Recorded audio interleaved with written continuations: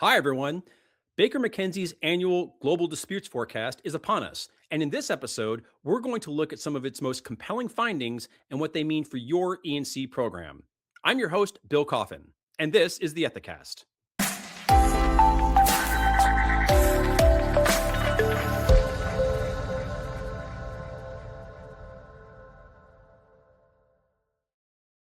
Baker McKenzie has released their 2026 Global Disputes Forecast, which surveys 600 senior decision makers with responsibility for or a key role in litigation at large organizations.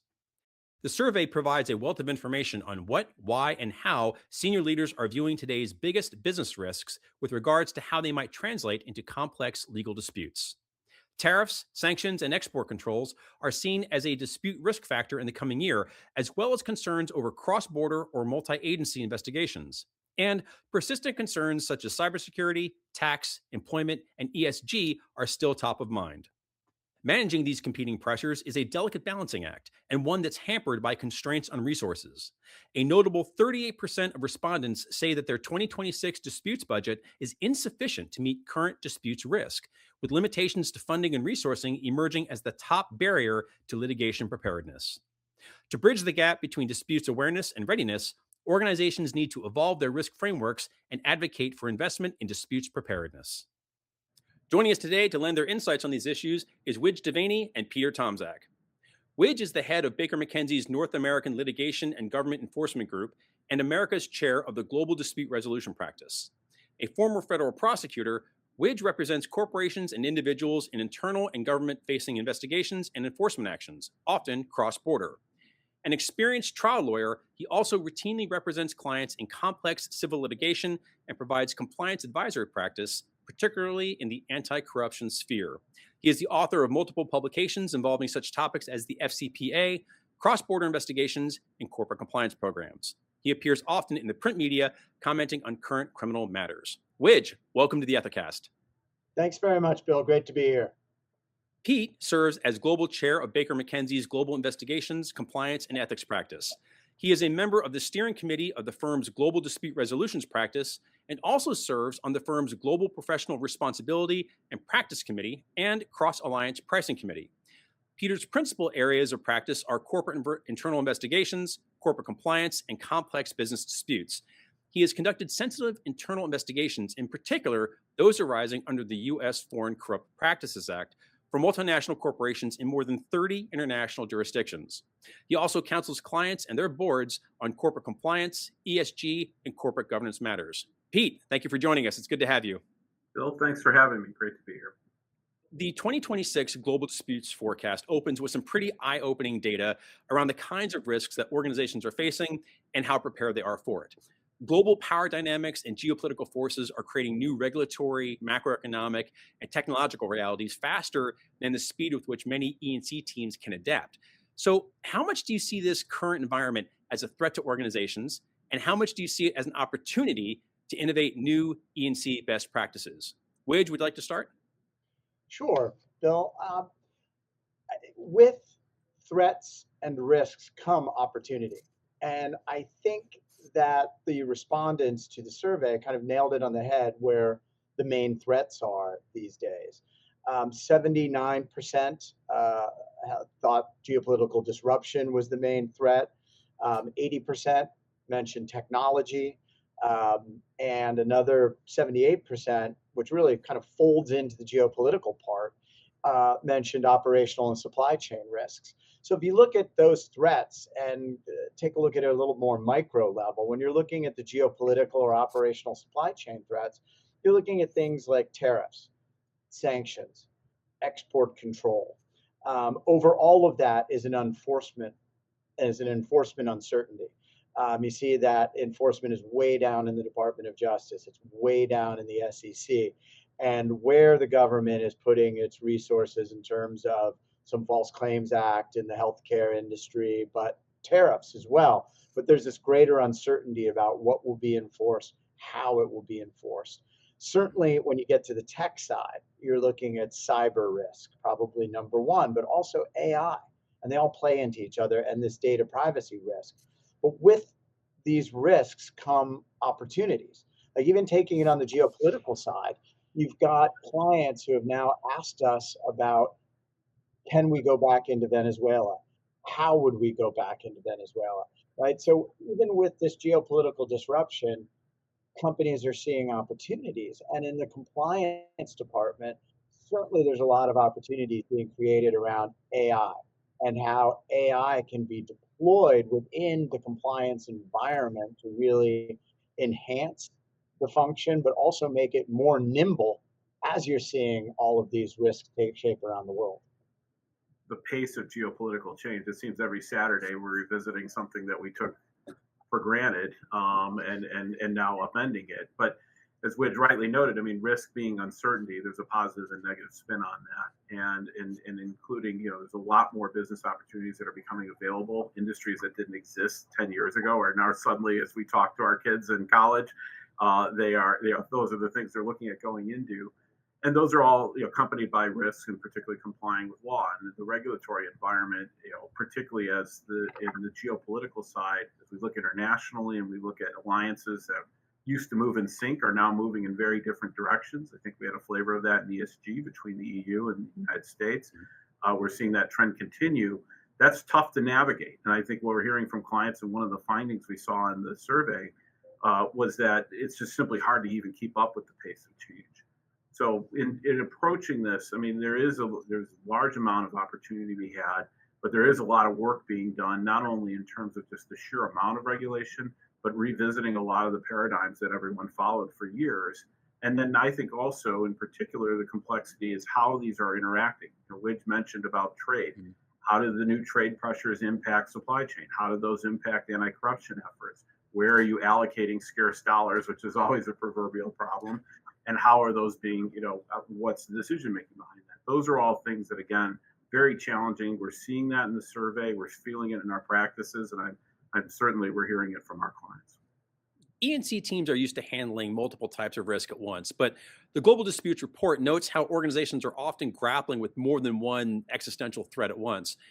And as we see over the course of that report, there is no shortage of major risks. So how can or should E&C teams prioritize their risk and build a truly effective program resilient enough to handle multiple diverse exposures? Well, I'm glad you began by acknowledging, because we see a lot of saying there are multiple risks now, and I think everyone would say, well, that's been true for some time. I mean, being dissent on all sides is nothing new in this world. I think what was interesting, I thought, in this year's findings is, in past years, there were one or two risks that were so overwhelmingly dominant, if it's ESG or cyber, in the minds of respondents. This year, when you pulled back the lens and looked at risks ranked from 3 to 5 and beyond, they really weren't that far behind the leading one or two risks. And so you're seeing kind of a convergence there of you could say there's a lot of problems and they're all equal. You can then slice and dice the data, and you'll see that there are certain areas, certain geographies, certain industries that have a greater risk sensitivity to various issues than others. But again, all of them sort of being ranked up there. I think in terms of your question of how to build a program that's resilient and dealing with a world where there are multiple risks, I think, again, the initial step is really to identify and prioritize risks. And that's not saying anything new, although I think it puts a premium on when you have so many risks and you're looking at them. If they're all a risk and they're all a priority, that means none are going to be a priority. So you really have to be thoughtful in terms of how you're identifying and prioritizing risks. Key foundation for doing so remains the regular compliance risk assessment. I think even we're seeing some clients purposefully and explicitly ask this year, what has changed from last year? Asking the people they're collaborating with, what are the links you see between your risk you're talking about and various risks that others may be responsible for? On how to address multiple risks, there's really no single answer or structure, but there are important elements across various programs, one of which is assigning responsibility. And that's especially true for cross-functional risks, to make sure there's not a tragedy of the commons, if you will. The other is a collaboration across functions and locations, and how you actually do that. That's an interesting question. We're starting to see clients in addressing multiple risks really take advantage of the opportunity to leverage and integrate systems, meaning technology platforms, even down to syncing calendars and formally structure meetings and interactions to promote collaboration. But we would also note in our findings a large number of respondents, 45%, identified internal organizational structures, and another 38% identified challenges with cross-border coordination as real limitations on organizational vulnerability. I think one other final point to remember is to assess actually the effectiveness of the compliance program, monitoring the compliance program. That's an important step now because as things change, you really want to make sure that the compliance program is well designed to take advantage, be flexible, and then address and mitigate those new risks and their complexities and how they're interacting with each other. 82% of respondents said that they are concerned about the possibility of their organization being subject to a cross-border or multi-agency investigation in the next 12 months, with data preservation and forensics, cross-border coordination, and internal investigation protocols as the top risks there. So, since modern investigations often reverberate across borders, what recommendations do you have for organizations to get robust coordination mechanisms in place before a multi-jurisdictional investigation even begins? Yeah, I think if we look at the first principles of conducting an investigation, and that goes to if the stakeholder, whomever that is, whether it's the audit committee or the management team or the government, depending on the investigation, if the stakeholder accepts the process, they'll accept your conclusion. And so you really want to be focused on the process in an investigation, and particularly a cross-border investigation. And so much of that process today revolves around data.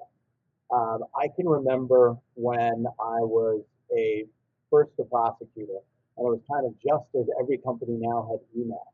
And I couldn't imagine how people had investigated or proven a case before email. I mean, how was that even possible? Now, most of the evidence is moved off emails into text messages, but even more so, ephemeral messaging system, things like Signal that disappear in an hour, and various other things that my kids could probably explain far better than I can. So one of the challenges that companies have is how do they get their hands around that data? How do they get their hands around that data in multiple jurisdictions, particularly when you're going to be dealing with different data privacy laws, um, blocking statutes, different employment laws, and various things that all make that a bit more difficult. One of the things that we will recommend that our clients do is that they really think about these things up front. And for example, where is my data stored? Is that the best place to store the data if I'm going to need access to it down the road in a multi-jurisdictional context? If I'm going to need to get that data to the United States, for example, how easy will that be under the relevant data privacy laws and the laws allowing for the export of data in that country? What can a company do to maximize its access to data? And this is particularly relevant outside the United States. So what you're looking at there is, are the employment policies, and it's a matter of local law in each jurisdiction, but are the employment policies clear that the data belongs to the company, that the company has a right to access that data, that the only thing you should be doing on the company's system is the work of the company and not anything personal? What do the various employment contracts with individuals say on that? What do, if the company is providing devices, what does the employee sign as they're being given their phone or their laptop or their iPad? Conversely, if it's a bring your own device company, what are the BYOD policies? And you want to structure that looking down the road. How can we maximize our access to the data? Similarly, a couple of other things to think about are the constitution of your investigation team. Who's doing it, right? Is this something that internal audit is doing? Is security doing it? Is there a dedicated investigation team? Is it legal? And one of the things you're looking for there is not only to be able to triage it, to really gauge the risk to the company, but it's also maintaining the attorney-client privilege, identifying what of those investigations should be privileged. how do you maintain that privilege, especially if you're a U.S. multinational that could have, issuer on a U.S. exchange. So there could be ramifications there. How do you maintain that attorney-client privilege across borders? And all of this stuff, when you try to do it on the fly, it's too late. You probably lost your chance at the data. You probably waived privilege over this. So all of this needs to be sort of mapped out and thought about upfront before there's an investigation. And then when something comes in the door, even before you launch into that investigation, think about those various touch points. Risk awareness is high, yet preparedness is lagging. And we're reminded of that when we see those small percentages of respondents to any given question answer, I'm not concerned about X risk within my organization. Whenever I see that in a survey, my eyelid twitches. It's just amazing. So, as E&C teams face complex risk around issues such as trade policy and cyber, how do you recommend they best work with outside counsel to understand the modern risk landscape and especially to overcome the "it can't happen here" mindset? Pete, would you like to begin? Sure. I mean, and in fairness, I think it was a very small number of respondents who said that single digits, they're totally prepared for everything. I think that it's knowing that and asking what I think is a little bit of admittedly a self-serving question of how can you work with your lawyers. I think though there is a role for external advisors, lawyers, and others, and that's number one. In that same set of findings, as I mentioned earlier, really keeping a pace of regulations and the just flurry of laws. What's out there? What am I subject to? That's increasingly just part of the battle. It's really to understand what are the rules that I'm subject to, and frankly, looking around the corner, what are the rules you're anticipating I'll be subject to in a year or 2 years' time. I think also, though, within that, it's really understanding how that applies. And I say that particularly as we look abroad outside the U.S. It's a complex question here in our home country. But you really kind of can work with outside counsel to get a sense from local counsel in those jurisdictions. How is this really working? What's the real thrust of these regulations? What are we expected to do? And what are you seeing in the market? I think the other thing is, kind of coordination across borders. That was another challenge that was identified in the same set of responses as being a potential obstacle. Again, I think external advisors can be helpful in that. And the final point is, I think just understanding, in general, you're probably not alone. I mean, there are very few risks that are simply so company specific that no one's seen it before. And very oftentimes, obviously respecting privilege, respecting confidences, but they are things that we see, regularly as outside counsel, and understand kind of where the push and pull is, how others are necessarily addressing it, and what are the real risks that, again, are looking around the corner that we're seeing and hearing about before they are impacted on the front page of the Wall Street Journal or Financial Times. Almost come back to where we began with the rapidly changing risk environment brought about by geopolitical disruption, kind of the unpredictability of enforcement. And in that environment, companies need to be very nimble on how they're assessing their risks and how they're addressing those risks, because they are going to be changing and shifting at a more rapid pace than they ever have been before. And I think the key to being able to deal with that is having the proper infrastructure within the compliance organization so that it's appropriately staffed. You have appropriate mechanisms to conduct investigations. Almost more importantly, you have appropriate mechanisms to conduct risk assessments. And when you have that infrastructure, when you have that buy-in from management, when you are, appropriately resourced, you can then be nimble and quickly move to new risks, assess those risks, address them, and mitigate those risks.